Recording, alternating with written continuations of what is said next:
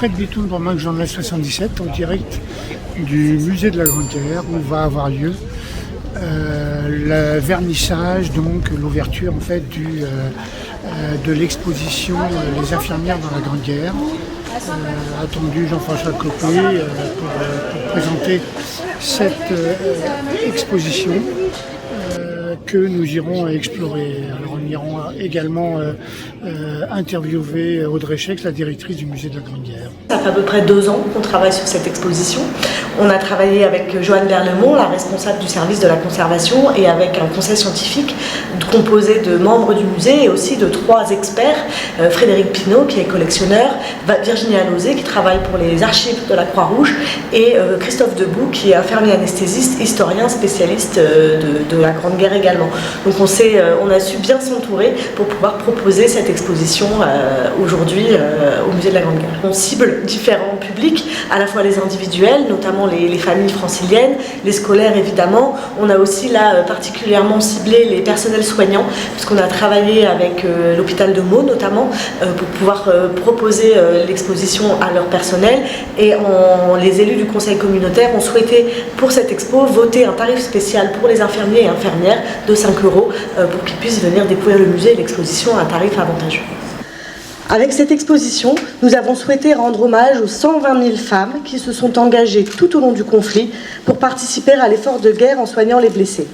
2 fils rouges ont guidé notre réflexion.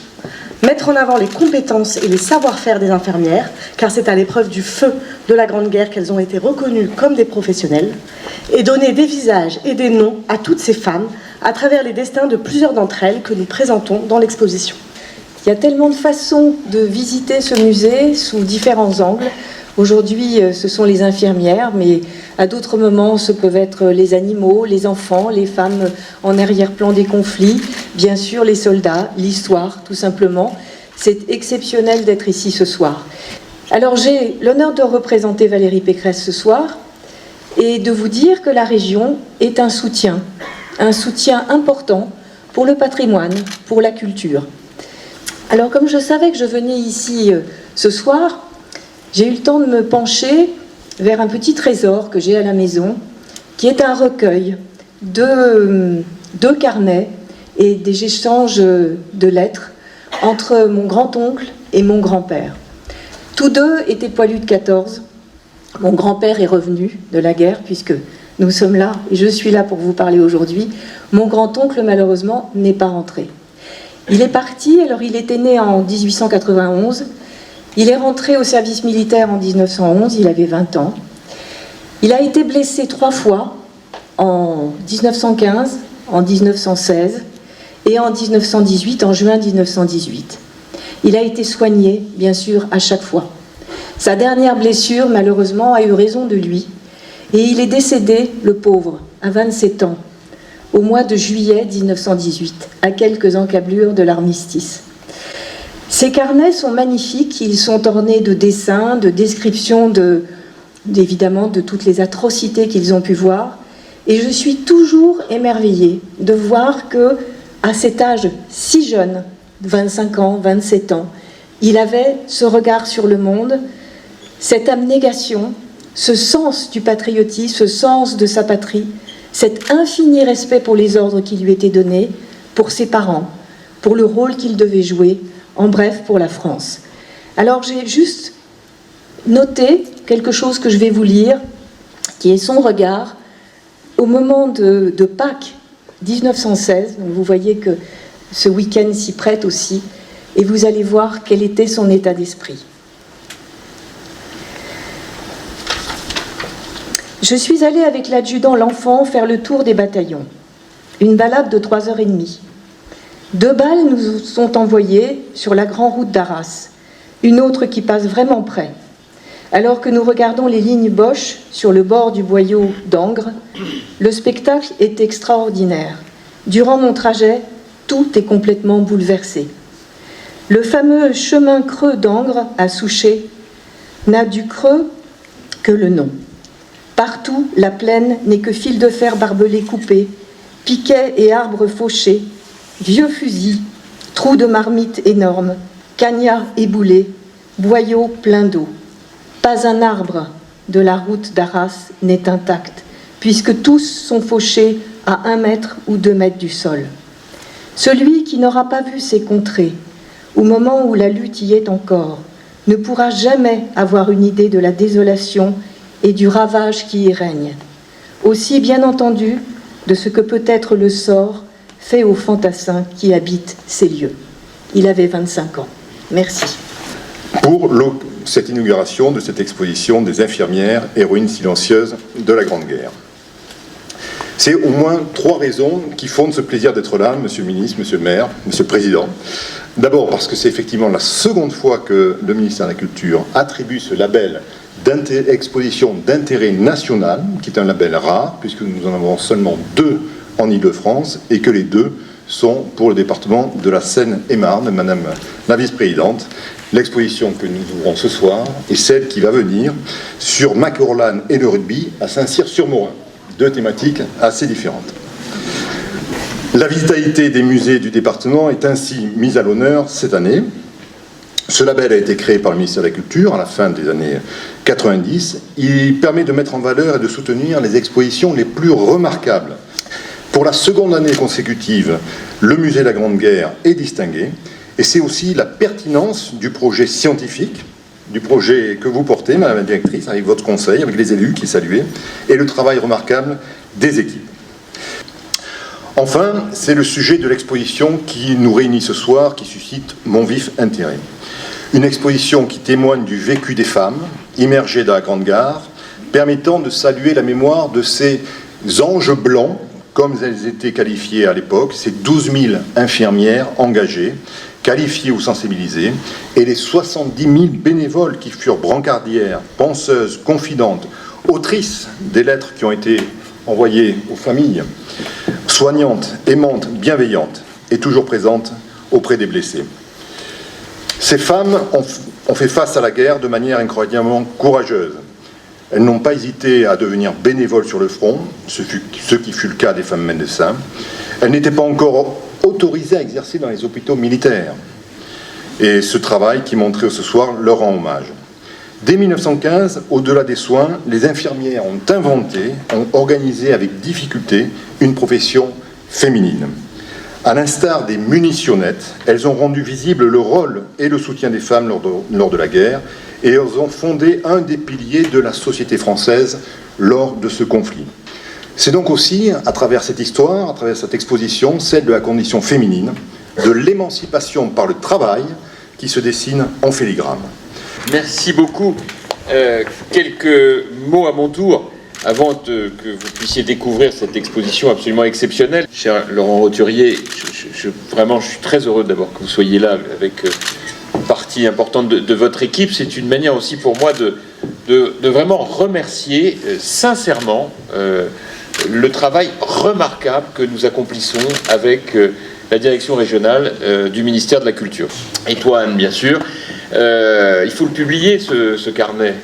Il faut le publier. Moi, je milite sans arrêt pour que l'on fasse connaître aux nouvelles générations ce qu'a été ce temps absolument inimaginable pour nous, en termes de perception, de comprendre ce qu'a été cette période épouvantable de la Première Guerre mondiale, pour prendre un peu la mesure de ce qu'ont été ces souffrances.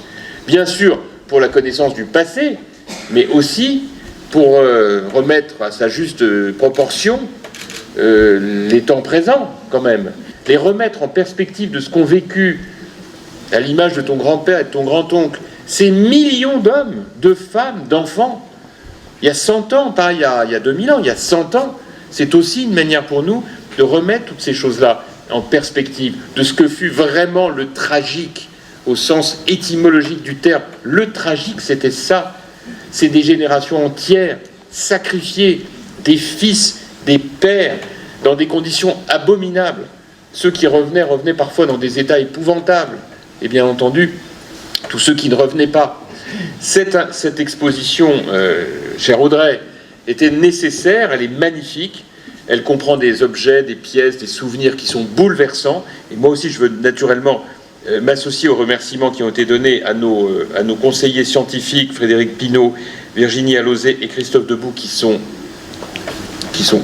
là, voilà, et que je veux vraiment remercier, parce que c'est un travail absolument remarquable qui est accompli. On a beaucoup de chance d'ailleurs pour nos expositions d'avoir des commissaires qui font un gros travail pour nous permettre d'avoir la rigueur historique qui s'impose, et elle est absolument indispensable, et en même temps l'accès au grand public pour que chacun puisse y trouver des choses nouvelles, y apprendre des choses, et c'est évidemment absolument essentiel.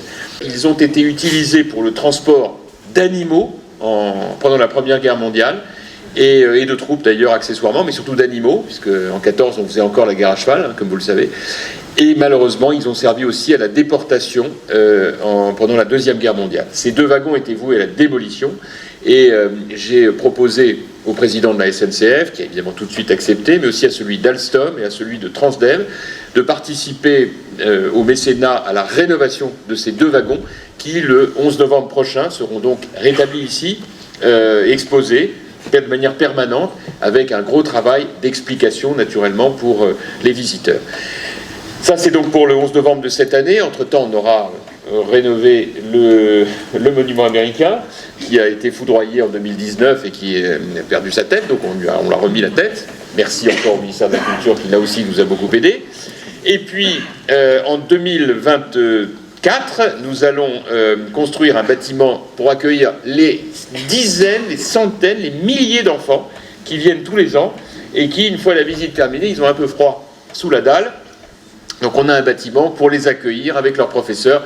Je veux dire, pour ceux qui viennent, c'est toujours formidable de voir des grappes entières de classes d'enfants qui viennent avec leurs professeurs en CM2, en 3e, en première, particulièrement, mais il y a aussi les autres. Et c'est vrai que c'est toujours un moment assez touchant de voir les profs en train d'expliquer. Voilà. Puis pour le maire que je suis, donc c'est quand même grande fierté d'avoir pu permettre ça avec tous mes amis de la communauté d'agglomération du Pays de Meaux. C'est que quand je vois ça, je me dis finalement on sert encore un peu à quelque chose.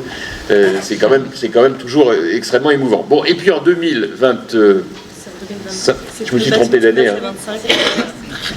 Je savais que j'avais fait une connerie. C'est 25 le bâtiment scolaire. 2024, là, c'est le temps fort. Nous allons inaugurer le 11 novembre 2024, à 11h, selon la tradition, une tranchée à ciel ouvert qui va faire 150 mètres de long, et nous allons reconstituer complètement une tranchée qui sera évidemment ouverte au public et où on verra vraiment de manière très concrète. On a un tout petit extrait des 2 tranchées, là, une tranchée française et une tranchée allemande. Vous verrez, d'ailleurs, pour ceux qui ne connaissent pas, la tranchée allemande est très organisée, très structurée, la tranchée française un peu plus bordélique, mais voilà. Mais là, on va faire une vraie tranchée, et donc le public verra concrètement ce que ça voulait dire de vivre, et on va essayer de reconstituer le plus possible, évidemment, les émotions qui vont avec, hein, tout ça faisant partie naturellement de ce contexte d'ensemble. Donc voilà pour le programme. Voilà, j'en ai terminé. Merci à vous, merci d'être très fidèles au musée. Nous avons souhaité vraiment vous convier, parce que vous êtes des amis fidèles, je pense en particulier à la Société des Amis du musée, et je vous propose donc maintenant de découvrir cette magnifique exposition. Voilà, merci beaucoup.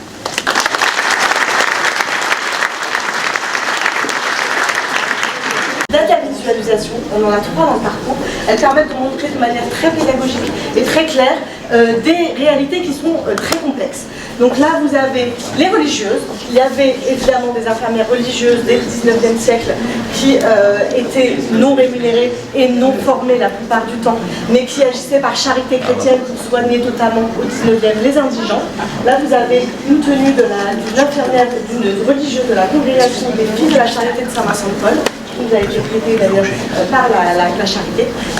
Vous avez ensuite des infirmières qui étaient professionnelles. Donc ça, c'est à partir de la fin du 19e siècle qu'on commence à se dire qu'il faut former des infirmières. C'est l'influence de Florence Nightingale, notamment pendant la guerre de Crimée, l'anglaise, qui va amener les hôpitaux, notamment l'assistance publique, à former des infirmières. Elles étaient rémunérées, très peu, mais elles l'étaient.